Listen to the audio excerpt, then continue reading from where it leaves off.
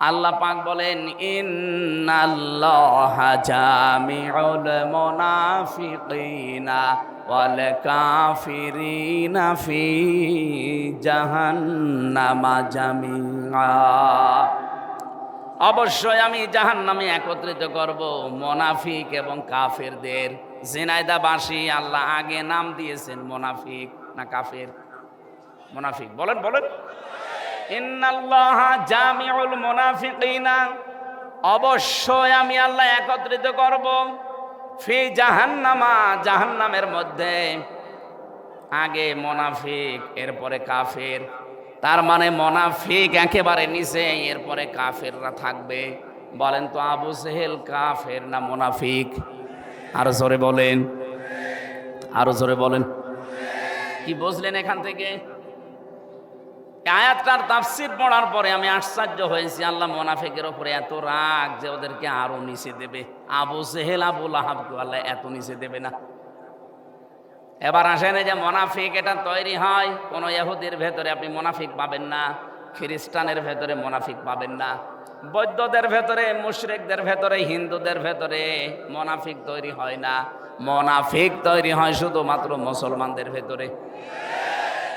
যেহেতু এই দেশে ৯৬% মুসলমান, সুতরাং মুনাফিক থাকার সম্ভাবনা, বলেন বলেন। এখন এটা কে, যেহেতু আমরা মানুষের অন্তর খুলে দেখতে পারি না, এই জন্য তো বলা যাচ্ছে না। কিছু সিমটম আছে। যারা কথা বললেই মিথ্যা কথা বলে, ইদা হাদ্দাসা কাযাবা, কথা বললেই যারা মিথ্যা বলে, বুঝবেন এর ভেতরে মুনাফিকের জার্ম আছে। আর বাংলাদেশে এটা বেশি। আমি সিঙ্গাপুর, মালয়েশিয়া, থাইল্যান্ড সহ কয়েকটা দেশ ঘুরলাম কয়েকদিন আগে, কই সেখানে তো মিথ্যা পাইনি। হ্যাঁ, তারা আল্লাহ বিশ্বাস করে না, কিন্তু মিথ্যা কথা কম বলে। আমরা আল্লাহতে বিশ্বাস করার পরও সব চাইতে বেশি মিথ্যা কথা বলি। এই যে এখনো মিথ্যা কথা ছড়িয়ে যাচ্ছেন যে আমি নির্বাচিত ছিলাম, এটা মিথ্যা কথা না? কথা বলে না কেন? এই জন্যে ৮ সাল থেকে ২৪ সাল পর্যন্ত যারা সংসদ নির্বাচন করেছে, যারা উপজেলা নির্বাচন করেছে, যারা মেয়র নির্বাচন করেছে, যারা ইউনিয়নের চেয়ারম্যান মেম্বার, কেউ যেন কোনো জায়গায় না লিখে যে সাবেক এমপি। এটা মিথ্যা কথা। আমরা সাবেক এমপি মানি না। কিসের সাবেক এমপি? আপনি কি আমার ভোট নিয়েছেন? কথা বলছেন এখন। সুতরাং কেউ যেন না লেখে এটা কোনো পোস্টারে, পেপারে। সাবেক এমপি না, আপনি আমার মতো সাধারণ মানুষ। আমার মতো মানুষও না, আপনি চোর। কথা বলে না কেন? কি চোর? আরো জোরে। এটা সারা দেশে, সারা পৃথিবীতে ছড়াবেন। ও হাসি বসে বসে মিথ্যা কথা বলবে আর ছেড়ে দেবো, মানে ও যেন মিথ্যাবাদী হিসাবে তামাম দুনিয়ায় প্রচার হয়ে যায়। ইন্নাল হামদুলিল্লাহি ওয়াসসালাতু ওয়াসসালামু আলা রাসূলিল্লাহ, আম্মা বাদ, ফাউযু বিল্লাহি মিনাশ শাইতানির রাজীম। বিসমিল্লাহির রহমানির রহিম।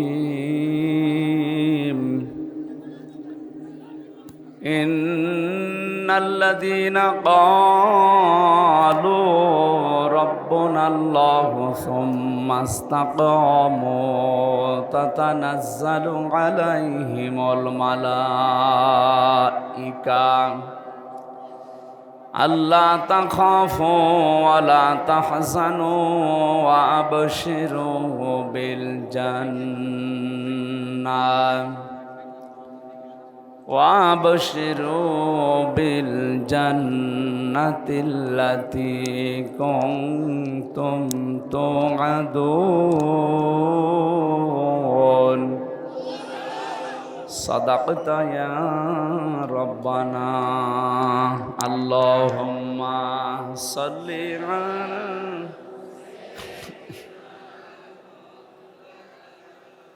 পিছিয়ে বসেন।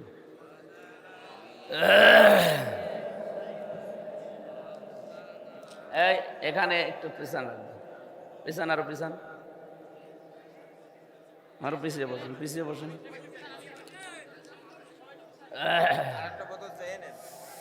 বাংলাদেশের ঐতিহ্যবাহী জেলা ঝিনাইদহ হরিণাকণ্ঠ থানার অন্তর্গত আদর্শ আন্দোলিয়া হাফিজিয়া মাদ্রাসার উদ্যোগে হাফেজে কোরআন ছাত্রদের পাগড়ি প্রদান অনুষ্ঠানে 10ম বাৎসরিক ঐতিহাসিক তাফসিরুল কোরআন মাহফিলের স্বনামধন্য সভাপতি জনাব আলহাজ আমিরুল ইসলাম, সম্মানিত মেহমান জনাব শেখ আব্দুল সবুর খুলনা, শুভ উদ্বোধক জনাব মাসুদুল হক টিটো, বাংলাদেশ জামাতি ইসলামের শ্রদ্ধাভাজন জেলা আমির এখানে উপস্থিত আছেন, আমার আগে কথা বলছিলেন। হায়াতে তজ্জেবা সিহাতে কুল্লিয়া কামনা করছি। এখানে এত নড়াচড়া কেন? এই যে এটা নড়ছে দেখছেন না, একেবারে নিস্তব্ধ হয়ে যাবে। বসেন, নামে আসেন আর দাঁড়িয়ে থাকেন, নড়বেন না। এটা কিরকম করছে দেখছেন না, রওশনের সাথে মতো। যারা আলোচনা রেখেছেন হাফেজ মাওলানা সাজিবুল ইসলাম, মাওলানা হোসাইন মাহফুজ চুয়াডাঙ্গা সহ অন্যান্য ওলামা একরাম, মঞ্চে বসা আমার শ্রদ্ধাভাজন পিতা জনাব রিয়াজউদ্দিন সহ সামনে বসা মুসলমান ভাইরা, পর্দার আড়ালের সম্মানিতা মা এবং বোনেরা, প্রশাসনের ভাইরা, প্রাণপ্রিয় হরিণাকুণ্ডবাসী, যার মাধ্যমে এসেছি আপনাদের এলাকার সন্তান বড় ভাই জনাব রাকিবুল ইসলাম রাকিব। আসলে আমার উপরে জুলুম হয়ে যাচ্ছে, প্রতিদিন 2টা 3টা করে অনুষ্ঠান করে আমার শরীরও পারছে না, আপনারাও ছাড়ছেন না। আল্লাহু আকবার, এইরকম হয়ে যাচ্ছে। এইভাবে হয়। এখন 1 ঘন্টা সময় আছে মাগরিবের, তাফসির করার জন্য যে সময় দরকার এতটুকু সময় হয় না। তারপরে আমরা কোরআনে কারিম সামনে নিয়ে বসেছি বড় আশা করে অল্প সময়ের ভেতরে আল্লাহ যেন আমাদেরকে উপকারী কথাগুলো হেদায়েতের নিয়তে বলার তৌফিক দেন, আমিন। কোরআনে কারিম যারা শুনতে এসেছি, পৃথিবীতে আল্লাহ রাব্বুল আলামিন শ্রেষ্ঠ দয়ার প্রমাণ দিয়েছেন কোরআন নাজিল করে, যদিও আমরা এর সাথে ওতপ্রোতভাবে জড়িত না। আল্লাহ পাক জানিয়েছেন, কুল বিফাদলিল্লাহি ওয়া বিরহমাতিহি ফাবিযালিকা ফালিয়াফরাহু হুয়া খায়রুম মিম্মা ইয়াজমাউন। হে নবী, তামাম দুনিয়ার মানুষকে বলেন, পৃথিবীর মানুষ যা পেয়ে আনন্দে আছে, যা গেইন করে, যা অ্যাচিভ করে, কোনো কিছু আল্লাহর কাছে স্থায়ী না, সব শুরু আছে, শেষ হয়ে যাবে। তোমরা যদি আনন্দ করতে চাও, কোরআন নিয়ে আনন্দ করবা। কোরআনের সাথে যার সম্পর্ক আছে ওইটা নিয়ে আনন্দ করো। কিয়ামতের দিন ওই বিষয়ের হিসাব দেওয়া লাগবে না। আজকে কোরআনের জন্য কি সুন্দর করে বাসর ঘরের মতো সাজিয়েছে। এখানে একজন উঠে বসেন, এই জায়গায় উঠে বসেন। ঠিক আছে,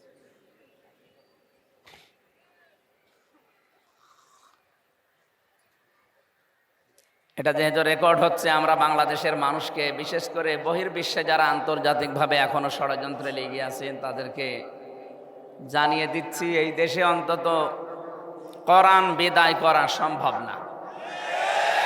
যত চেষ্টাই করা হোক, সব চেষ্টা ব্যর্থ হবে, মাঠে মারা যাবে ইনশাআল্লাহ। 15.5 বছরে প্রায় 15টার উপরে ষড়যন্ত্র হয়েছে। সবচাইতে বেশি হয়েছিল শিক্ষা ব্যবস্থা নিয়ে।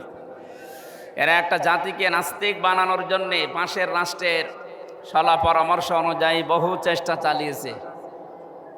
যারা সাম্প্রদায়িক সম্প্রীতির কথা আমাদের শ্রবক দেয়, অথচ গতকালকেও ভারতে একটা মসজিদ ভাঙা হচ্ছে আমরা দেখতে পাচ্ছি। 850 বছর এই ভারতবর্ষ মুসলমানেরা শাসন করেছিল। যদি তারা জোর করত, একটা হিন্দু এই এলাকায় থাকার কথা ছিল না। আমাদের এমন ধর্ম লা ইকরাহা ফিদ্দিন, আমাদের ভেতরে বাড়াবাড়ি নেই, জোর জবরদস্তি নেই। জোর করার নিয়ম থাকলে আপনারা একজনও টিকে থাকতে পারতেন না। সুতরাং 850 বছরে যখন জোর করি নাই, 5 আগস্টের পর থেকেও আমরা জোর করি নাই। জোর করলে এদেশে কেউ টিকে থাকার কথা ছিল না, বিশেষ করে জালেমরা। আল্লাহ তাআলা যেন হাত দিয়ে দেখিয়ে দিচ্ছেন, এইভাবে করে আঙ্গুল দিয়ে। সূরা নমলের 52 নম্বর আয়াতে আছে, আল্লাহ পাক বলেন, ফাতিল কাবুয়ুতুহুম খাবিয়াতাম বিমা যালামু ইন্না ফি যালিকা লাআয়াতাল লিকাউমিন ইয়ালামুন। আপনি মিলাবেন আয়াতটা 1500 বছর আগে নাজিল হওয়া, অথচ মনে হচ্ছে এ আজকে নাজিল হলো। আল্লাহ তাআলা এভাবে দেখিয়েছেন, ফাতিল কা বুয়ুতুহুম, এই যে এই ঘরগুলো, বাইতুন না দিয়ে আল্লাহ বুয়ুত দিয়েছেন। আল্লাহ বলেন এই যে এই ঘরগুলোর দিকে তাকান, খাওবিয়াতাম বিমা যালামু, আমি আল্লাহ উজাড় গৃহ বানিয়ে দিয়েছি, জনশূন্য করে দিয়েছি, সার শূন্য করে ফেলেছি, বিমা যালামু, তাদের জুলুমের কারণে। 15.5 বছরে যেখানে যেখানে জুলুম হয়েছিল, 24 সালের 5 আগস্টের বিকাল 5টা বাজতে বাজতে দেখলাম অধিকাংশ জালেমের ঘর আর অফিস উজাড় গৃহ হয়ে গেছে। আপনাদের এলাকার অবস্থা জানি না, আমার কুষ্টিয়ার হানিফের বাড়ি ইট খুলে নিয়ে চলে গেছে। গত বর্ষা দিনও তার বাড়ির সামনে দিয়ে আসার সময় দেখেছি বাড়িটা এখন বিরামহীন, জনশূন্য তো হয়েই গেছে, উজাড় গৃহ। মানুষ এখন টয়লেট বানিয়েছে। ওনার এক ভাই ছিল তার বাড়ি পর্যন্ত প্রায় 8 তলা বিল্ডিং, টাইলস পর্যন্ত খুলে নিয়ে চলে যাচ্ছে। 6 তারিখে সকালে যেয়ে দেখি অনেকে পায়খানার প্যান পর্যন্ত খুলে নিয়ে চলে যাচ্ছে। যান, মনে আছে আয়াতটা মনে হয় 5 তারিখে বিকালবেলা আল্লাহ নাজিল করেছে। আপনি দেখেন, ফাতিলকা বুয়ুতুহুম খাওবিয়াতান, আল্লাহ বলেন এই যে সেই ঘরগুলো উজাড় করে দিয়েছি, বিমা যালামু, এদের জুলুমের কারণে। এই সমস্ত জায়গায় বসে বসে জালেমরা দুর্বিসন্ধি করত। কি করে ইসলামে দেশ থেকে বিদায় করা যায়, কি করে সকালবেলা কাকে মিথ্যা মামলা দিয়ে ধরিয়ে দেওয়া যায়, কার কাছ থেকে অবৈধভাবে টাকা পয়সা খাওয়া যায়, এই ধান্দায় ছিল। কিচ্ছু জানে না, এই লোকটা ঘরে ঘুমিয়ে আছে। ঘরতে সকালে ঘুম থেকে উঠে দেখছে থানার হাজতে, কি গো তুই গাছ কেটেছিস? কখন? স্বপ্নে। এই চলছিল দেশে, এ গাছ কেটেছে কখন? স্বপ্নে। ও স্বপ্নেও দেখেনি, ওরা স্বপ্ন বানিয়ে মামলা দিয়েছে, গায়েবী মামলা। কি মামলা? 1টা 2টা 5টা দিলে তো হয়। এক একজনের নাম্বার আমি দেখেছি 313টা মামলা দিয়েছে একজনের নাম, 570টা মামলা ছিল একজনের নাম। 365 দিনে বছর, তার ভেতরে শুক্রবারগুলো শনিবারগুলো বাদ দিলে কয়দিন থাকে? একটা মানুষের যদি 570টা 313টা মামলা দেয়, তো সারা জীবন লাগবে শুধু হাজিরা দিতে। কি করেছিলেন বলেন তো আপনি? আজকে আদালত প্রাঙ্গণে তথ্য মন্ত্রণালয় যিনি দায়িত্বে ছিলেন, তথ্য উপদেষ্টা কি যেন, আইসিটি মন্ত্রী ছিলেন, প্রতিমন্ত্রী জোনায়েদ পলক, এই লোকটাকে নাকি এখন ডিভিশন দেয়নি, এই জন্য ওনার আইনজীবী আদালতকে জানিয়েছে। যেমন একটা এমপি মানুষ, ওনাকে আদালত থেকে এই রায়টা দেওয়া হোক যে ওনাকে যেন ডিভিশন দেওয়া হয়, ওনাকে ফাঁসির কন্ডেম সেলে ফাঁসির আসামিদের সাথে জঙ্গিদের সাথে রাখা হয়েছে। এখন এই মানবতার কথা আসে কোন কারণে? এই 15.5 বছর তো আমরা ওইভাবে ছিলাম। কথা বলেন না কেন? আমারে যে মামলা দিয়েছে, আমারে তো জেলখানায় শ্বশুর বাড়ির মতো থাকার কথা। আপনি আমারে জঙ্গিদের ভেতরে, জালেমদের ভেতরে, এমনকি ফাঁসির কন্ডেম সেলের ভেতরে 3 বছর রাখলেন। অধ্যাপক মিয়া গোলাম পরোয়ার, উনি এমপি না? কথা বলেন না কেন? তার এত ডিভিশন দিলেন না, তখন তো কোনো কথা আসে নাই মানবতার পক্ষে, মানবাধিকার লঙ্ঘন হচ্ছে এ কথা কখন বলেননি, এখন বলতেছেন মানে? কোন কারণে এসব কথা এখন ছড়াচ্ছেন? তখন আমাদের মাথায় দড়ি বেঁধে নিয়ে যেতেন, তখন মানব অধিকার লঙ্ঘন হয়নি। যত অধিকার লঙ্ঘন হচ্ছে এখন। এমপি সাহেব যারা, মন্ত্রী সাহেব যারা, তাদের জন্য ডিভিশন দেওয়ার নিয়ম আছে।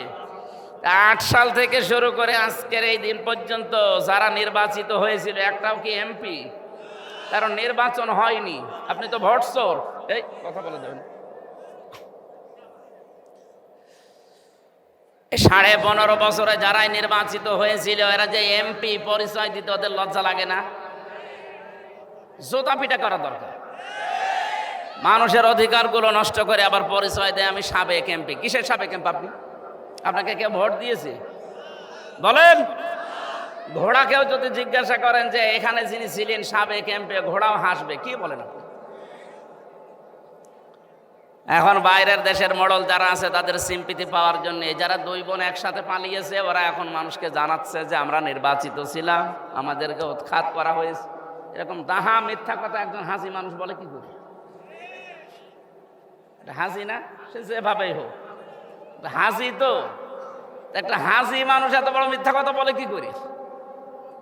তার ছেলে মেয়ে যে অবস্থায় আছে তারা বললে নাই মানুষ জানে যে ও মিথ্যা কথা বলিয়ে থাকে, ও বলুক। আর আপনি একটা হাসি মানুষ এরকম ডাহা চলচান্ত মিথ্যা কথা বলছেন মানুষকে, শয়তান পর্যন্ত হাসে।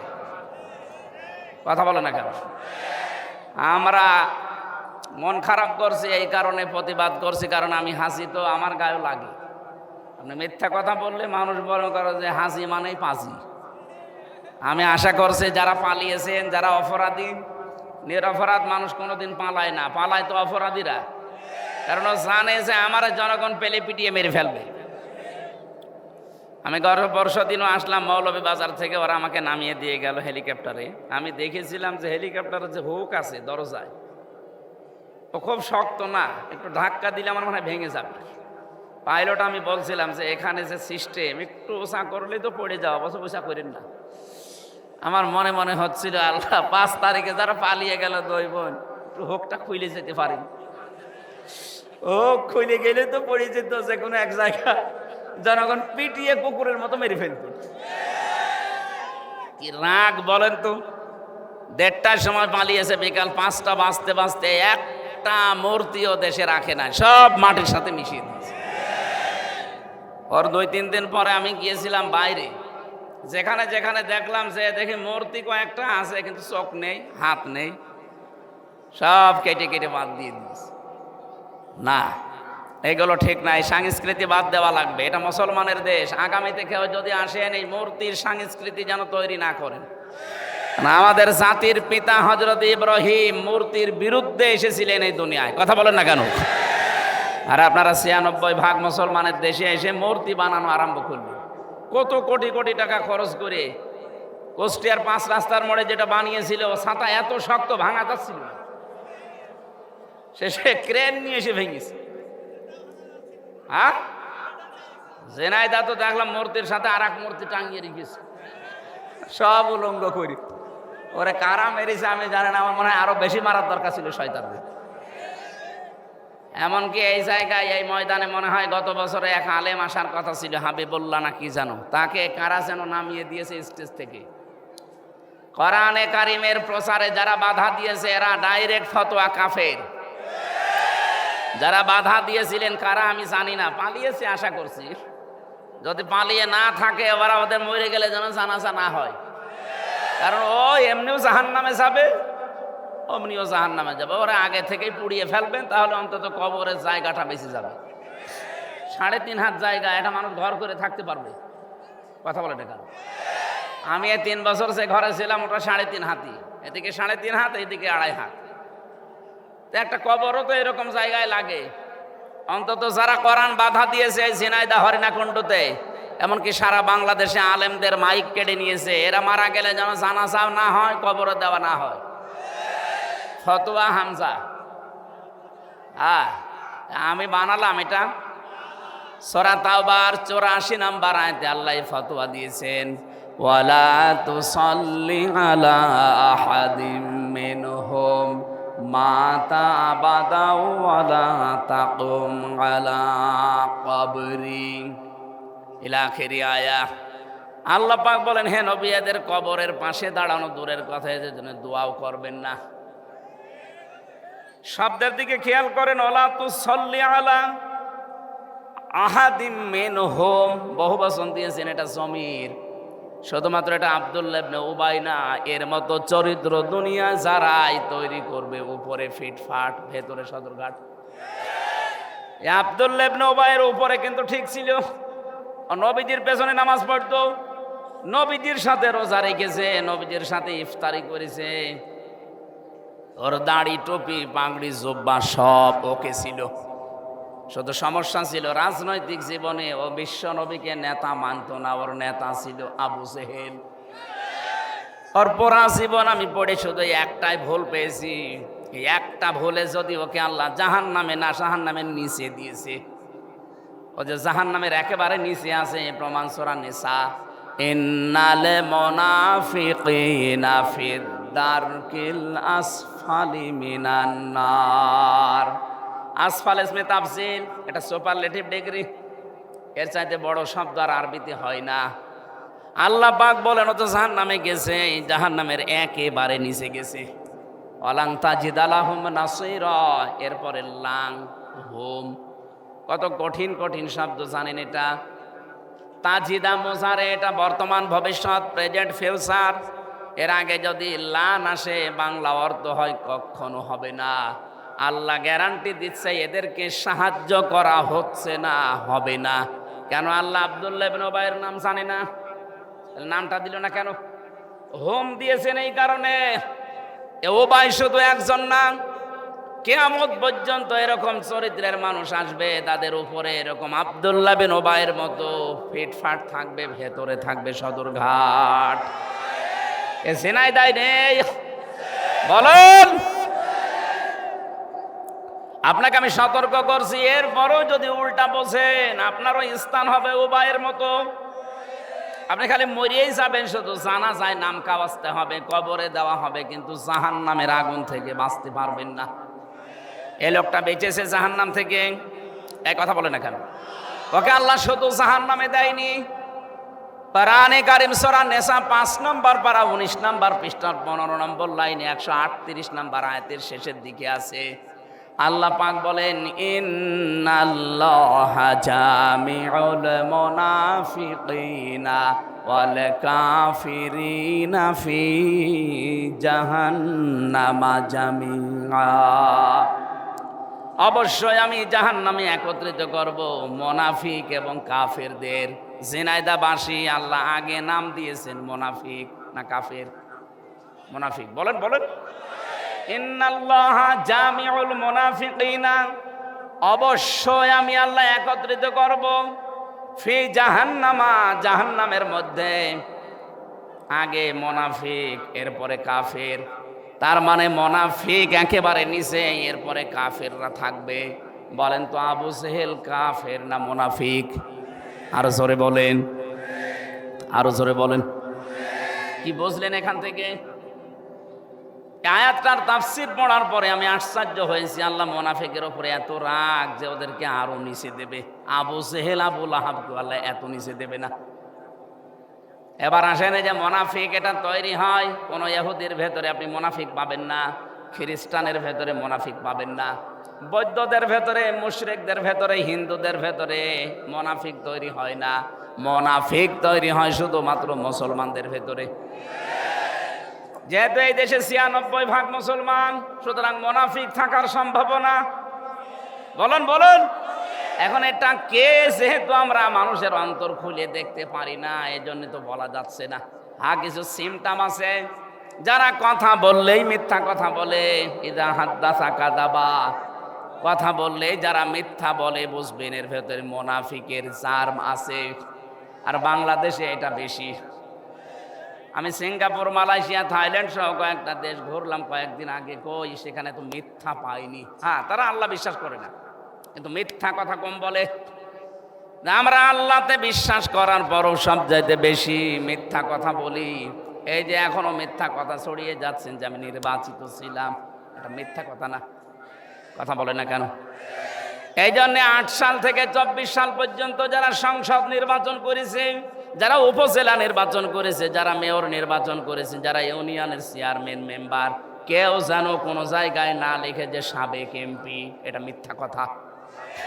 আমরা সাবেক এমপি মানি না। কিসের সাবেক এমপি? আপনি আপনি কি আমার ভোট নিয়েছেন? এক কথা বলছেন না। সুতরাং কেউ যেন না লেখে এটা কোনো পোস্টারে, পেপারে। সাবেক এমপি না, আপনি আমার মতো সাধারণ মানুষ, আমার মতো মানুষও না, আপনি চোর। কথা বলে না কেন? কি চোর? আরো জোরে। এটা সারা দেশে, সারা পৃথিবীতে ছড়াবেন। ও হাসি বসে বসে মিথ্যা কথা বলবে আর ছেড়ে দেবো, মানে ও যেন মিথ্যাবাদী হিসাবে তামাম দুনিয়ায় প্রচার হয়ে যায়। কারণ শুধু দুনিয়া না, যখন কেউ মিথ্যা কথা বলতে থাকে, আল্লাহ পাক ফেরেশতাকে আদেশ দিয়ে দেয়, এর নাম মিথ্যাবাদী বলে তামাম আসমানে প্রচার করে দাও। সুতরাং হাসি দুই বোন মিলে যে মিথ্যা ছড়াচ্ছে, সারা আসমানের ভেতরে ফেরেশতারা জানে যে এরা হাসি হলেও মিথ্যাবাদী। তামাম দুনিয়ার সবার ভেতরে প্রচার হয়ে যাবে যে এই দুই বোন কি, আর জোরে বলেন, মিথ্যাবাদী যারা, তাদের অনুসারী যারা, তারাও মিথ্যাবাদী। আপনাদের হরিণাকুণ্ড এবং সদরে যারা দায়িত্বে ছিলে দেখেছেন কি দাপট তাদের, মিথ্যা বলতো আবার দাপট দেখাতো। তাহলে এখান থেকে প্রমাণ হইল কি, কথা বললে যারা মিথ্যা কথা বলে, যাদের কাজকর্ম মিথ্যা, যাদের অ্যাক্টিভিটিস মিথ্যা, এরা কি মুনাফিক। বলেন বলেন। ওয়াইদা ওয়াদা আখলাফা, যারা ওয়াদা করে কিন্তু ঠিক রাখে না। আজ কত ওয়াদা আমরা করেছি কিন্তু ওয়াদাগুলো ঠিক নেই। নিজের সাথে ওয়াদা করেছিলাম আমরা সেই জন্মের আগে। রব্বুল আলামিন জিজ্ঞাসা করেছিলেন আমাদেরকে, আলাস্তু বিরব্বিকুম, আমি কি তোমাদের রব না? যত ওহী আমরা ছিলাম, যত রূহ, প্রত্যেকেই বলেছিলাম ক্বালু বালা, অবশ্যই আপনি আমাদের রব। এ কথাটা স্বীকৃতি দেওয়ার পরে দুনিয়ায় যারা রব মানে না, রব কি আজকের তেলাওয়াত কিন্তু আয়াতে আছে, আমরা ব্যাখ্যায় যাব ইনশাআল্লাহ। যারা রব হিসাবে আমার আল্লাহকে পাঁচটা বিষয়ে মানে না, এই মানুষগুলো মিথ্যাবাদী, এরা ওয়াদা খেলাফকারী, এরা মোনা। একেবারে শুরু হয়েছে সেই রুহের জগৎ থেকে। মায়ের পেটে আসার পরে ফেরেশতারা যারা আমাদের দায়িত্বে ছিল, তারা পর্যন্ত আমাদের কাছে ওয়াদা নিয়েছিল। ওখান থেকে শুরু করে দুনিয়ায় আসলাম, আসার পরে আমাদের কানে কিন্তু অন্য ধর্মের মতন একটা ওয়াদা দেওয়া হয়েছিল, আল্লাহু আকবার। তুমি যে আসলে দুনিয়ায়, এখানে কিন্তু সব কিছুর তুলনায় বড় কে? বলেন বলেন। যেই সন্তানের কানের কাছে ছোটবেলায় জন্মের পরে আওয়াজ দেওয়া হয়, ও বড় হয়ে আল্লাহু আকবার আর সহ্য করতে পারে না। কথা বোঝেন? আমার মনে হয় ছোটবেলায় যাদের কানের কাছে আল্লাহু আকবার বলা হয়েছিল, বড় হয়ে যারা মানতে চায় না, ওদের জন্মে ভেজাল আছে। এত নিচে নামা ঠিক হইল না? ঠিকই আছে, ঠিক নেই মানে 100 ভাগ ঠিক আছে। আরো কম বলা হচ্ছে,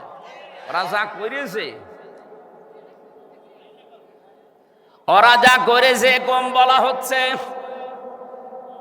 মাটির নিচে আয়না ঘরের নাম আপনারা শুনেছেন শুধু, আমি তো বাস্তবে কয়েকদিন থেকে দেখেছি। এত খারাপ আচরণ করে মানুষের সাথে এরা, পালিয়েছে না পালালে আমার মনে হয় মানুষ যাদের ওপরে রাগ আছে পিটিয়ে মেরে ফেলতো। কত মানুষের কান্নার আওয়াজ পেতাম শুনতে, এতে এত বড় বড় নখ হয়ে গেছে। 8 বছর 10 বছর 14 বছর পর্যন্ত পড়ে আছে, কেউ জানে না। চোল দাড়ি গপ, মনে হচ্ছে জঙ্গল থেকে একটা মানুষ বেরিয়ে আসতেছে। জঙ্গলি মানুষের নাম শুনেছিলাম, আমি দেখেছি। এই যে নখ এত বড়, বলেন তো কত বছরে এত বড় নখ হয়? 14 বছর পড়ে আছে লোকটা, 12 বছর 10 বছর 8 বছর। ওরা ওই খুশিয়ে দেওয়ালের সাথে লিখতো যে ভাই যদি বাইরে কেউ যেতে পারেন এই নাম্বারে শুধু জানাবেন যে আমি বেঁচে আছি। এটা মানবতা লঙ্ঘন হয়নি? এখন এই বিনা ভোটের এমপিদেরকে ডিভিশন দেওয়া হচ্ছে না, নাকি মানবতা লঙ্ঘন হচ্ছে? ওদের তো পিটিয়ে মেরে ফেলা দরকার। জালেমাকে সাহায্য করার জন্য এরাই দায়ী। এদের ডিভিশন কিসের? এদেরকে ফাঁসির কন্ডেম সেলে ঝুলিয়ে রাখা দরকার 24 ঘন্টা। ডিভিশন এত বড় কঠিন অবস্থা, তা একদিন 2 দিন না।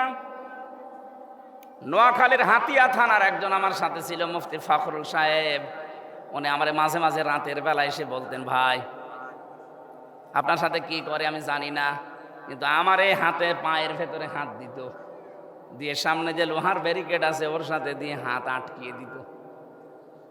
1-2 ঘন্টা 5 ঘন্টা না, বছরের পর বছর এভাবে রেখে দিয়েছে। 1-1.5 মিনিট সময় দিত 24 ঘন্টায় শুধু টয়লেট করার জন্য। 1-1.5 মিনিট। 1 লোটা পানি দিয়েছে, ওইটা দিয়ে টয়লেট করবো, এটা দিয়ে ওযু করবো, ওইটা দিয়ে খাবে। টের পাচ্ছেন কোথায় পৌঁছিয়েছে ওরা? আর এখন মানবতার কথা বলেন। সকালবেলা কয়েকটা দেখতাম পচা ছোলা দিয়ে গেছে, দুপুর বেলা দিয়েছে 1 মুঠা ভাত, মনে হচ্ছে কেউ মাখিয়ে দিয়েছে। ও কুকুরও খাবে না। এভাবে যদি 2-5 দিন করে ছেড়ে দেয় তাও তো বাঁচা যায়। বলেন তো একটা মানুষ 8 বছর 10 বছর 14 বছর এভাবে বেঁচে থাকে কি করে? আর আপনি এখন বলেন যে আমি কি করেছি যে আমার পালানো লাগবে। পালানেন কেন? থাকেন না কেন? কি করেছেন? আমি নিজে তো দেখেছি কি করেছেন। জেলে দেওয়ার পরও আপনার রাগ যায়নি, এরপরও আমাদেরকে যোগাযোগ বিচ্ছিন্ন করে রেখেছিলেন। বাবাকে আমি 3 বছর পরে দেখলাম। আমি জানি না আমার বাবা বেঁচে আছে না মরে গেছে। আমার দাদা মারা গেছে জেলে থাকতে, আমি জানি না। 7 দিন পরে কারারক্ষী আমার যে বলছে আপনার একজন মরে গেছে। কে কে জানি না। ও শুনেছে একজন মুরব্বী মরেছে। পরবর্তীতে আমি আন্দাজ করে বললাম আমার দাদা মরে গেছে। 3 বছর পরে জানতে পেরেছি আমার দাদা দুনিয়ায় নেই। এত কিছু করার পরে বলে আমি কি করেছি আপনি চট করে ঢোকেন, জানাচ্ছি আপনাকে। বলে আমি চট করে ঢুকবো। চট করে ঢুকলে মানে চট করে ঢুকলে ফট করে আয়না ঘরে ঢুকিয়ে দেবো। একটা ওয়াদাও ঠিক রাখেননি। বলেছিল বাংলাদেশ চলবে মদিনার সনদে, চলিয়েছে মোদির সনদে। মদিনার সনদ বাদ দিয়ে চালিয়েছে কোন সনদ? মোদির সনদ। পুরাটা উল্টিয়ে ফেলেছে। মদিনার সনদে চললে মানুষকে আয়না ঘরে রাখা হয়, গুম করা হয়। এই ভার্সিটির 2টা ছেলেকে গুম করেছে আজ 8-9 বছর আগে, আজও সন্ধান পাওয়া যায়নি। কত মেধাবী ছেলে তারা, মোকাদ্দাস আর অলিউল্লাহ। এই কথা বলছে না কেন? এ তো 1টা 2টা না। আমার মনে হয় আমি যখন ওই মাটির নিচে ছিলাম আমি শুনতে পেয়েছিলাম যে ইলিয়াস আলী বিএনপির ওই নেতা বেশি আছে, কিন্তু না, ওর মেরে ফেলিস তারে। এত অত্যাচার করার পরও এরা যদি এখনো বলে যে কি হয়েছে আপনি জানেন, আপনি তো টের পাননি কি হয়েছে। আপনার ছেলে যদি ওই অবস্থায় থাকতো আপনি টের পেতেন। আশা করছি জালেমরা যেন কিয়ামতের আগে এই দেশে আর প্রতিষ্ঠিত হতে না পারে। দরকার হয় হরিণাকুণ্ড বাজারে বিভিন্ন জায়গায় জালেমদের বড় বড় ছবি টাঙিয়ে রাখবেন। ওদের কেউ আসলে পিটিয়ে এক জায়গায় করে বটগাছ বানিয়ে রাখবেন। ঘন্টামে করা জায়গা পাও না। খবিয়াতান শব্দের কথা বলেছিলাম যে আল্লাহ উজাড় গৃহ বানিয়ে দিয়েছে। কেন? কারণ তাদের জুলুমের কারণে। এই যে জুলুমের এই নিদর্শনগুলো, ইন্না ফি যালিকা লাআয়াতান লিকাউমিন ইয়ালামুন, এই যে লাম দিয়েছেন। এই আপনি কথা বলেন কেন? দাঁড়িয়ে থাকে থাক, বসে থাকে থাক, এক কথা শোনেন, এমনি সময় কম। এখানে লামে তাকিদ আছে যারা আরবি গ্রামার জানে। আল্লাহ বলেন এর ভেতরে নিদর্শন আছে যারা জ্ঞানী মানুষ তাদের জন্য। কি নিদর্শন আছে? শিক্ষা আছে। আমি যা পেয়েছি শোনেন। আল্লাহ জানাতে চেয়েছেন, হে নবী, এই হানিফের বাড়ি, আতার বাড়ি, আপনার এই সমীরের বাড়ি কি করেছেন আমি জানি না। এরকম বহু নেতা এই দেশে 630টা থানা আছে। প্রতিটি থানায় কম বেশি এই 15 বছরের জুলুম হয়েছে। সবচাইতে বেশি হয়েছে ঝিনাইদহ জেলার মহেশপুরে। কথা বলেছে না কেন? বাংলাদেশের সাতক্ষীরা, পুরা জেলা মিলে উজাড় করে দিয়েছে, বুলডোজার দিয়ে ঘর ভেঙে দিয়েছে। ওদিকে চাঁপাই নবাবগঞ্জ, ওদিকে চট্টগ্রাম, কি অবস্থা করেছে আপনি নিজে যদি ওই সময় দেখতেন চোখের পানি রাখতে পারতেন না। একটা বিধবা মেয়ে লোক যার স্বামী মারা গেছে, ছেলে মারা গেছে, তাকে পর্যন্ত এক কাপড়ে বাড়ি থেকে বের করে দিয়েছে। খালেদা জিয়া ওই দিন যে কান্নাকাটি করেছিল আপনি দেখেছেন। যত কঠিন অন্তরের মানুষ হন আপনার চোখ দিয়েও পানি বের হবে। অথচ 3 বারের প্রধানমন্ত্রী, কথা বলে না, সাবেক সেনাপ্রধানের স্ত্রী, সে একজন, তার সম্মান কি? অথচ তার বাড়ি থেকে এক কাপড়ে বের করে দিলেন। এখনো পর্যন্ত বিএনপিতে যারা আছে তারা এই জালেমদের সিম্পিতি দেখায় না। যা হয়েছে মানে জালেমদেরকে সাহায্য করা, মাফ করে দেওয়া মানে মজলুমের প্রতি অবিচার করা। আমার এই মামলার সাথে যারা জড়িত এদেরকে যদি কেউ মাফ করে দেয় তাহলে আমার সাথে অবিচার করা হবে। আমিও মাফ করতে পারি। কয়েকদিন আগে বগুড়ার এক ওসি, এই 5 তারিখের আগে, ও আমার মাহফিলে উঠতে দেয়নি। আমি পৌঁছিয়েছিলাম আগস্টের 5-এর আগে। মাহফিলে পৌঁছাতে দেরি, ওরে ফোর্স নিয়ে আমার এমন তাড়া দিয়েছে, মাঠের ভেতর আমি 2 কিলো খালি দৌড়িয়েছি। পা মা কেটে কি অবস্থা হয়েছিল। 5-এর পরে ওর চাকরি চলে গেছে। ওর বিভাগীয় মামলা হয়েছে। আমি এক জায়গায় বলেছিলাম ওরা আমি খুঁজতেছি, যদি পাই ওরা আমি ন্যাংটা করে ছাড়বো। ও শয়তানের কানে কিভাবে যেন গেছে, সেই দিনে সিরাজগঞ্জ রোডে এক হোটেলে খবর পেয়েছে যে এখানে আছে। ও এতদিন লুকিয়েছিল কক্সবাজারে, চলে এসেছে রাতের বেলা।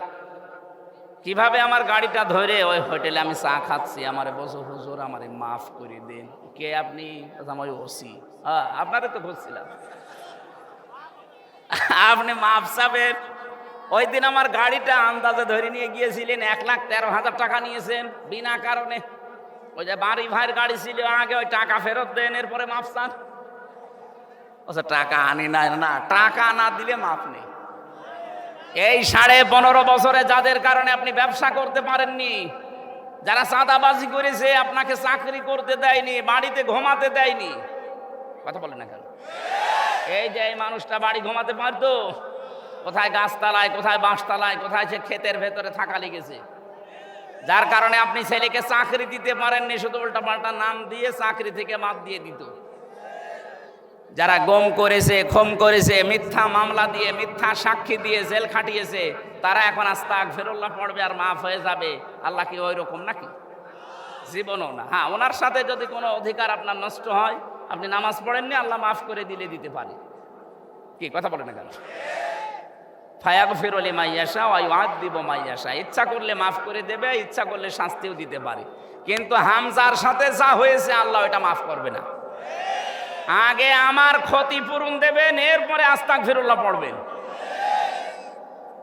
আপনি মাফ চাচ্ছেন আল্লাহর কাছে, আপনি কি আল্লাহর কাছে অপরাধী? বলেন, নিজের বিবেকে কি বলে?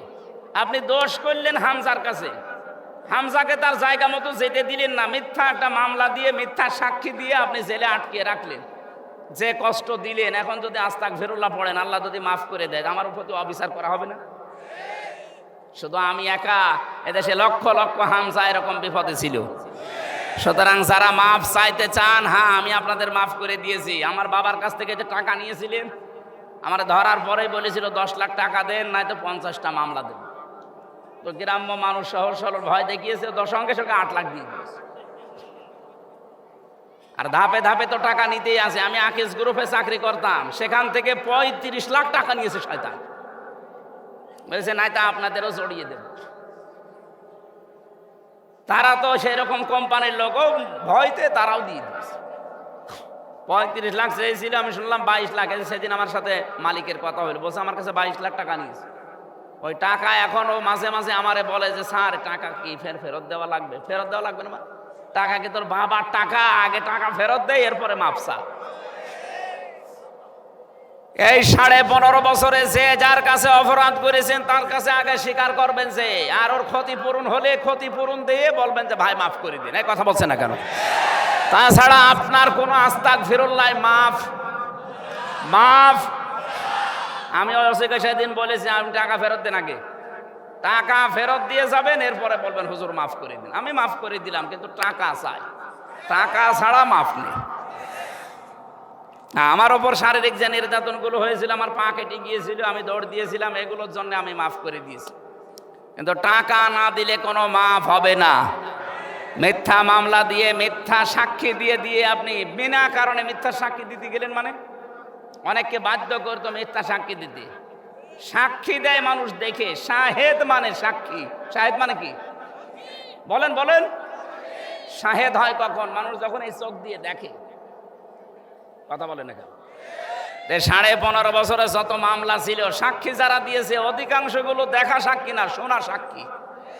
আপনি দেখেন, আমার যারা সাক্ষী দিয়েছে, আমারে ধরে নিয়ে গেল বাড়ি থেকে, আর ওখানে পরের দিন পেপারে দিলে ওনারা আমরা মজমপুর গেট থেকে ধরেছি। পুরা মিথ্যা কথা। তাহলে এই বিরুদ্ধে তারা সাক্ষী দিয়েছে, তারা কি সত্য সাক্ষ্য দিতে পারবে? পুরাটা বানিয়ে দেবে না। এই জন্য মুসলমান যদি মিথ্যা সাক্ষী দেয়, সে আল্লাহর বান্দা থেকে খারিজ হয়ে যায়। বাংলাদেশে মিথ্যা সাক্ষী বন্ধ হলে 1,10,000 মানুষ জেলখানায় আছে, আমার মনে হয় 70,000 বের হয়ে যাবে। বিনা কারণে পড়ে আছে, কিচ্ছু জানে। বান্দার হক নষ্ট করবে না, এটা কিন্তু বান্দার হক। ও যতদিন মাফ না করবে, আল্লাহ আপনাকে মাফ করবে না। এই যে মেয়েদের এই দেনমোহর দেওয়া, এটা কিন্তু তার হক। আজ বাংলাদেশে অনেকে দেনমোহর না দিয়ে মাফ চেয়ে নেন, না মাফ হবে না। আগে দেনমোহরের টাকা দেওয়া লাগবে। এক কথা বলে না, দেনমোহর শোধ আছে কার কার? হাত তোলেন তো। ও আমার বাপ তো হাত তুলছে না। আমার আব্বা ধরা খাবে।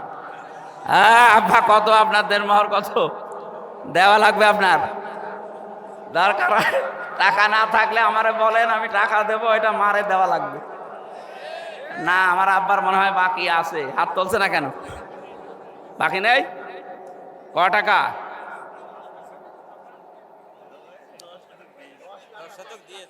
ঠিক আছে, তাহলে আমি জানতাম না 5,000 টাকা দেনমোহর হয় না। যারাই যা করেছেন সে যতটুকুই হোক দেওয়া লাগবে, দেওয়া লাগবে। হোসাইন পেছনে না, ও বিয়ে করার সময় মনে হয় সরাসরি দিয়ে দিয়েছিল। ও অল্প করেছে মনে হয় 2,000, 1 লাখ। একটু বেশি করা লাগবে যার যে সামর্থ্য আছে। আর একটা জিনিস এই দেশে একটা ভেজাল চলছে, এটাও বান্দার হক নষ্ট হওয়ার শামিল। এই যে বরযাত্রী যাওয়া, আমিও করেছিলাম এটা না বুঝে। আমার বরযাত্রী বেশি ছিল না, 8-9 জন। কিন্তু এখন যারা এই 150-200 মানুষ নিয়ে যাচ্ছেন মেয়ের বাড়িতে, না, এই বরযাত্রী খাওয়া জায়েজ নেই। অলিমা খাওয়া জায়েজ আছে। অলিমা হবে ছেলের বাড়ি না মেয়ের বাড়ি? বলেন বলেন। সম্মানিতা মা বোন যারা এসেছেন, বরযাত্রী আসবে, এই বিয়ে আর করবেন না। ও এমনি বাধ্য হয়ে বিয়ে করবে। আপনারা শক্ত হন, দেখেন ও বাধ্য হয়ে বিয়ে করবে। করবে না মানে ওর বাপ করবে। আপনারা শক্ত হবেন, বলবেন না কিসের বরযাত্রী, দরকার হয় আমরাই উল্টো করে মেয়ের বাড়ি থেকে আপনার বাড়ি যাব। কারণ নবীজি যত বিয়ে করেছিলেন, বরযাত্রী না অলিমা? আরো জোরে বলেন। মাওলানা হোসাইনের 2 মেয়ে, আমারও তো 3 মেয়ে। এই জন্য বারবার অলিমার কথা বলছে যেন আমরা বেশি যাই না। ভাই, এটা হাদিস। হক পেলে আবাদ নষ্ট হচ্ছে এর দ্বারা। আশা করছি সামনে হাসি খুশি হোক আর পাগলামি করে হোক, কোনো ছেলের বাবা এই কাজ করবেন না। আপনি নিজেও জাহান্নামে যাচ্ছেন হারাম খাবার খেয়ে, ওই বরযাত্রীগুলো হারাম খাবার খাওয়াচ্ছে। কারণ মেয়ের বাবা তো আর ইচ্ছা করে আপনাকে খাওয়াচ্ছে না, বাধ্য হয়ে। এই কথা বলে না কেন? 18 বছর, 20 বছর, 25 বছর একটা মেয়ে এত সুন্দর করে মানুষ করার পর কষ্ট করে আপনাকে দিচ্ছে, এরপরও 150 মানুষ খাওয়ানো লাগবে মানে? আপনি এত বড় জালেম। বরযাত্রী গেছেন কারা কারা? হাত তোলেন তো। ফকির, আমরা আর বরযাত্রীর সামনে যাব না। যে বিয়েই হোক যাব অলিমায়। কিসে যাব? হক্কুল ইবাদের ভেতরে সূরা নিসার 36 নাম্বার আয়াত, 35 নাম্বার আয়াত না 36 নাম্বার আয়াতে হক্কুল ইবাদের এখানে সিরিয়াল করা আছে। আপনার প্রতিবেশীরও হক আছে। আজ হাজারো মানুষ নামাজ পড়ে, রোজা করে, কিন্তু প্রতিবেশীর সাথে আচরণ খারাপ করে, তার হক আদায় করে না। এই লোকটা কিয়ামতে ধরা খাবে। নবীজি বলেন, আমাকে জিবরাইল এত বেশি প্রতিবেশী সম্পর্কে কথা বলছিল, মনে হচ্ছে আমার জমি জায়গার ভাগ প্রতিবেশীকে দেওয়া লাগবে। অথচ অনেক মেয়ে আছে, অনেক পুরুষ আছে, প্রতিবেশীর সাথে ঝগড়া করে কথা বন্ধ করে দেয়। কথা বলে না কেন? আপনি ছাড় দেবেন প্রতিবেশীকে। দুনিয়ায় যদি কিছু নাও পান, কিয়ামতের ময়দানে প্রতিবেশীর এই ছাড়ের কারণে আল্লাহ পাক আপনাকে মাফ করে দেবেন। যারা জমি জায়গা ফাঁকি দেন, হক হক, এই যে জমি শরিক ফাঁকি দেওয়া, 2টা ক্ষতি হবে আপনার। আমার বংশে আমি অনেককে পেয়েছি যারা শরিক ফাঁকি দিয়েছে, তাদের 2টা ক্ষতি হয়ে গেছে। 1 নম্বরে তাদের চেহারা নষ্ট হয়ে যাবে, 2 নম্বরে মরণের সময় তারা ঈমান পাবে না, বেঈমান হয়ে মারা যাবে। বোনের জমি ফাঁকি দিয়ে বসে আছেন, ভাইয়ের জমি ফাঁকি দিয়ে বসে আছেন, হজে যাবে, হজে যাওয়ার আগে ছেলের নামে ভালো ভালো জমি জায়গাগুলো সব লিখে দেয়, আর মেয়ের মাথায় হাত দিয়ে বলে, মা তোর জন্য দোয়া করে দিলাম। এটা একটা নির্ভেজাল শয়তান। এক কথা বলে না কেন? এইটা না, এইরকম যারা আছে শরিক ফাঁকি দেওয়া যাবে। আরে ভাই, আল্লাহর সাথে যে একটা আছে, নামাজ পড়েন না, রোজা রাখেন না, হজ করেন না, আল্লাহ ইচ্ছা করলে মাফ করে দিতে পারে। তো হক্কুল ইবাদ এটা জীবনও মাফ হবে না যতক্ষণ ওই লোকটা মাফ না করবে। বলেন, আগে মেয়ের জমি ফেরত দেন, এরপরে বলেন তোর জন্য দোয়া করলাম। কথা বলেন না কেন? সম্মানিত মা বোনেরা, স্বামীর হক আছে আপনার প্রতি, স্ত্রীর প্রতি আছে স্বামীর হক, স্বামীর প্রতি আছে স্ত্রীর হক। বিশ্বনবী জানিয়েছেন, ওই স্বামী আল্লাহর কাছে উত্তম স্বামী, যে স্বামী তার স্ত্রীর কাছে উত্তম। আজ হাজারো পুরুষ মানুষ বাইরে অনেককে আমরা ভালো বলে দেখি, কিন্তু স্ত্রীর কাছে সে ভালো না। না, আমরা এমন চরিত্র নিজে আজকে থেকে অর্জন করার চেষ্টা করব, বাইরে যেমন আমাদের ভেতরেও যেমন ওই রকম হয়। কথা বলেন ঠিক কিনা? এটা তিরমিজি শরীফের হাদিস। নবীজি বলেন, ইদা নাজারা ইলাইহা সাররাতুহু, স্বামী যখন বাইরে থেকে আসবে, মেয়েদের অভ্যাস, মেয়েদের আচরণ হবে স্বামীকে আনন্দ দেওয়া, হাসি মুখে কথা বলা, অভ্যর্থনা জানানো, সালাম দেওয়া। পরিবারে এখন সালাম তো উঠে গেছে, সালামের পরিবর্তে মুখ বন্ধ করে এমন অবস্থায় থাকে মনে হয় শয়তান ওকে চেপে ধরেছে। কোন মানুষ যদি পরিবারে ঢুকে সালাম দান করে, সারাদিন 24 ঘন্টায় যদি 25 বার সালাম দিতে পারে, ওই দিন মারা গেলেও শাহাদতের মরণ পাবে। এই ছোট আমলটা জারি করেন আজকে থেকে। আমি সহ যারা এসেছি, পরিবারস্থ লোক হোক, বাইরের লোক হোক, ছেলে হোক, মেয়ে হোক, বেটার বউ হোক, সালাম কি দেওয়া লাগবে? আরো জোরে বলেন। এই জন্য স্বামী আসলে আগে সালাম দেবেন। 2 নম্বরে ওয়াইদা গাবা আনহা হাফিজাতুহু, স্বামী যখন বাইরে যাবে নিজেকে হেফাজত করে রাখবেন। স্বামী বাইরে গেলে অনেকে দেবরের সাথে লাইন করে, জেনায় দায় নেই। এই যে মোবাইলে কথা বলে মেয়েরা, কি আওয়াজে কথা বলবে, এই আওয়াজ পর্যন্ত আল্লাহ কোরআনে দিয়েছেন। সূরা আহজাব 22 নম্বর পারা 1 নম্বর পৃষ্ঠা 3 নম্বর লাইনের 32 নম্বর আয়াতের তাফসীর পড়ে নেবেন। মেয়েরা যারা এসেছেন, সূরা আহজাব 32 নম্বর আয়াত, তাফসিরে খাজেন, তাফসিরে ইবনে কাসির কিনে দেখবেন, বাংলায় লেখা আছে। আপনি মোবাইলে, ফোনে, ফ্যাক্সে কিভাবে আওয়াজ দিয়ে কথা বলবেন, এই আওয়াজ পর্যন্ত আল্লাহ কোরআনে দিয়ে দিয়েছেন। জোরে বলেন সুবহানাল্লাহ। আর 14 জন পুরুষের সাথে আপনি কথা বলতে পারবেন ফ্রি মাইন্ডে। কয়জন বলেন? বলেন। 1 নাম্বার আপনার বাবা, 2 নাম্বার আপনার আপন ভাই, ওই খালা তো ভাই, মামা তো ভাই না। 3 নম্বরে আপনার ছেলে, 4 নম্বরে আপনার মেয়ের যে জামাই আছে, মেয়ের জামাই। মেয়ের জামাই কি বলে? না না, মেয়ের স্বামী, এই শাশুড়ির কি হয়? জামাই হয়। এদিকে স্বামী বলে, ওই রংপুরের লাইনে একটু ঝামেলা, ওরা জামাই বলে, শেষে উল্টিয়ে যায়। না, এরকম 14 জন আছে, আপন ভাইয়ের ছেলে, আপন বোনের ছেলে, এরকম 14 জন সূরা নিসার ভেতরে 21 নম্বর আয়াতের তাফসীরে আছে। এই 14 জন পুরুষের সাথে আপনি খোলামেলা দেখা করতে পারবেন। খোলামেলা মানে কি? শুধু মুখমণ্ডল, হাতের কবজি আর পায়ের পাতা বাদ দিয়ে আবার পুরা শরীর ঢেকে রাখা লাগবে। এই জন্য মেয়েরা যারা এসেছেন এখানে, ইসলামী মাইন্ডের যারা আছেন, শাড়ি পরা বাদ দিয়ে দেবেন। শাড়ি পরলে পর্দা আদায় হয় না। আপনি সালোয়ার কামিজ বানাবেন। কি কথা বলছেন না কেন? আর এই যে হেজাব আছে মাথার, পুরা মাথা দিয়ে, বুক দিয়ে, পিঠ দিয়ে ঢেকে যায়, একটু বড়, এটা দিয়ে নামাজও হবে, পর্দার মতো ফরজ বিধানও আদায় হয়ে যাবে। হঠাৎ করে কারো সামনে পড়লে আপনার যেন পর্দা লঙ্ঘন না হয়। এই জন্য আজকে থেকে শাড়ি মাইনাস, শাড়ি ডিলিট করে দেবেন, এখন থেকে সালোয়ার কামিজ বানাবেন। ঠিক আছে? আমি মদিনার মিউজিয়ামে গিয়েছিলাম, হযরতে ফাতেমাতুজ জোহরার পোশাক ওখানে একটা আছে, ওনার কি জানি না, কিন্তু এটা এখন দেখায়। এই যে এত পর্যন্ত হাত, এখন পা পর্যন্ত লম্বা, আপনার ভেতরে ব্লাউজ থাকবে, নিচে ছায়া থাকবে, পায়জামা থাকবে। আশা করছি এই বিষয়গুলো সামনে থেকে, মেয়েদের এটা ইবাদত। এটা কি বলেন তো? আমরা মনে করি শুধু নামাজ পড়া, রোজা রাখা আর বোরকা পরা ইবাদত না, এইটাও ইবাদত।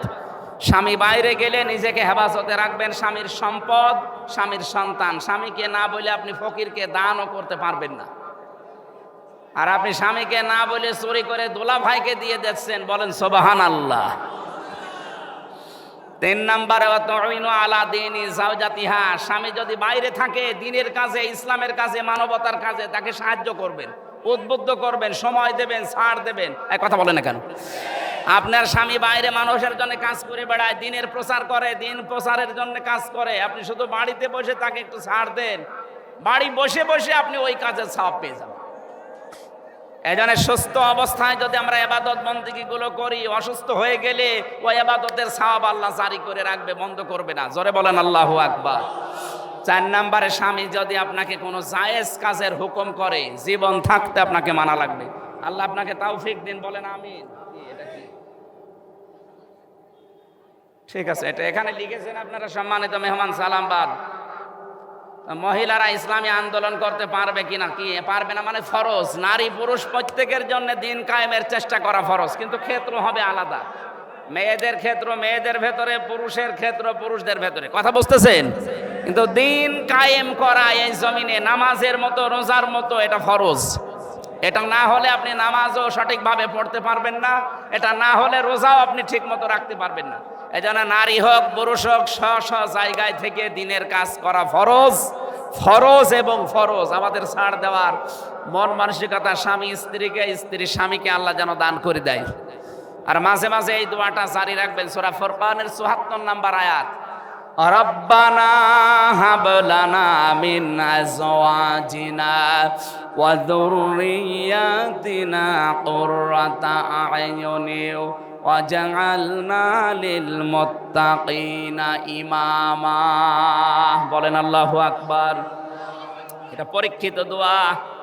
যদি আপনি এই দোয়াটা একাধারে ৩ মাস পর্যন্ত পড়তে পারেন প্রতিনিয়ত নামাজের পর, বলা হচ্ছে আল্লাহ তুমি আমাকে একটা নেককার স্ত্রী দাও, সন্তানগুলো এমন ভাবে তৈরি করে দাও যাদের দেখলে আমার চোখ জুড়িয়ে যায়।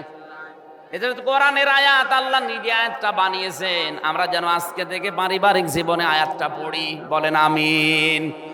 এজন্য হক মেয়েদের যে 4টা বললাম, যদি মেয়েরা এই 4টা হক পরিবারে আদায় করে, জান্নাতের 8টা দরজা আল্লাহ মেয়েদের জন্য খোলা রাখবেন, বলেন সুবহানাল্লাহ।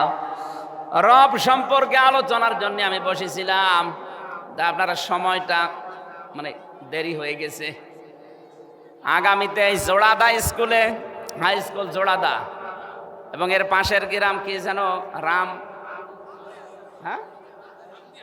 রামদিয়া না, ওই যে ডাক্তার নজরুল সাহেব নিয়েছে ওখানে আমি আসবো। সামনে আসলে ওই জায়গায় রাতের বেলা ওখানে কথা বলবো ইনশাল্লাহ।